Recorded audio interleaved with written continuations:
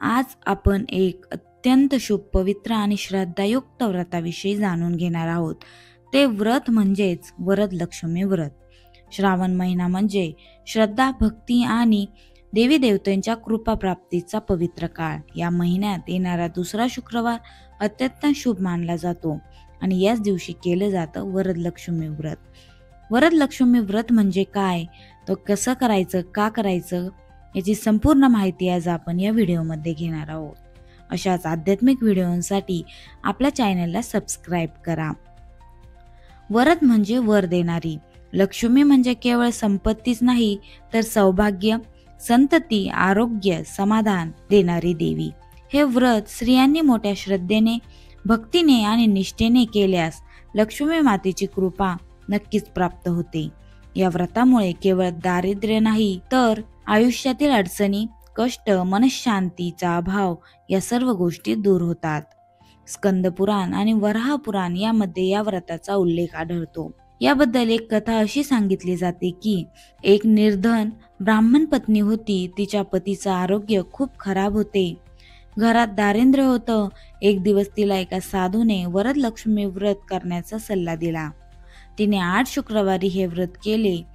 देवीची भक्तिपूर्वक पूजा केली आणि लक्ष्मी मातेने तिला दर्शन देऊन वरदान दिलं. या कथेमधून हे स्पष्ट होतं की केवळ पूजा नाही तर श्रद्धेचीही शक्ती आहे.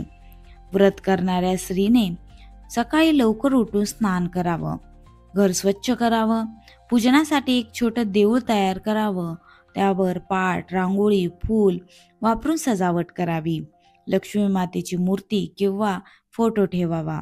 पूजा विधी सविस्तर जाणून घेऊया.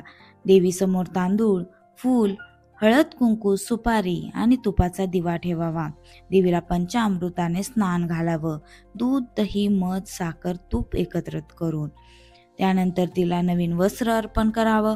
शक्य असल्यास नऊवारी साडी, फुलांनी अलंकार करावेत. आरती, स्तोत्र, मंत्र जप करावा. ओम श्रीम ह्रीम क्लीम महालक्ष्मी नमः या मंत्राचा 108 वेळा जप करावा.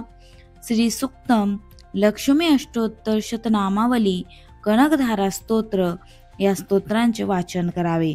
शेवटी देवीची आरती, जय देवी जय देवी जय महालक्ष्मी ही आरती करावी. पण व्रत करत असताना नियम पाळावयाचे म्हणजेच शक्य असल्यास उपवास करावा किंवा फळाहार घ्यावा. पूजनाच्या दिवशी घरात वादविवाद अजिबात करू नये. संध्याकाळी दीपज्योती लावावी. दिवसभर सात्विकता, मनशुद्धी आणि शांततेचा अवलंब करावा. व्रत संपल्यानंतर देवीची प्रसन्नतेने मनोभावे प्रार्थना करावी. वरदलक्ष्मी व्रताच्या दिवशीच गुपित उपाय म्हणजेच वरदलक्ष्मी व्रताच्या दिवशी काही गुपित उपाय करायचे. याने घरात लक्ष्मी सदैव आपल्या घरात टिकेल. वरदलक्ष्मी व्रताच्या दिवशी देवी समोर 5 रुपये किंवा एक कमळ ठेवून मंत्र जप करावा. तिजोरीमध्ये हळद, सुपारी ठेवलेली लाल पिशवी ठेवावी.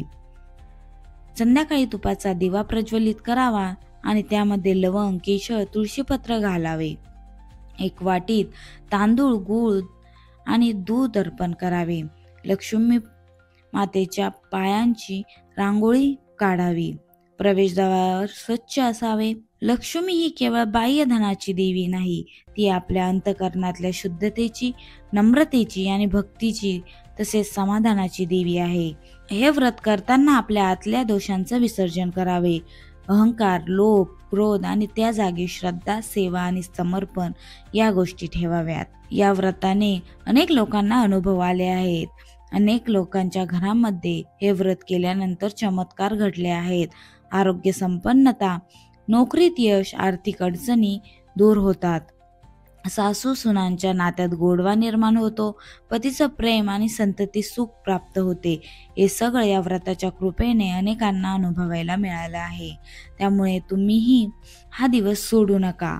हे देवी लक्ष्मी माता, आमच्या सर्वांच्या जीवनात तू सदैव राहू. संपत्ती नको तरी चालेल, पण भक्ती, शांती आणि समाधान हे वरदान आमच्यावर नेहमीच राहू दे, असं म्हणत देवीला हात जोडावे. ही माहिती आवडल्यास चॅनलला लाईक, शेअर आणि सबस्क्राईब करा. आणि अशाच आध्यात्मिक आणि भक्तिपूर्वक व्हिडिओंसाठी आपल्या चॅनलला सबस्क्राईब करायला अजिबात विसरू नका.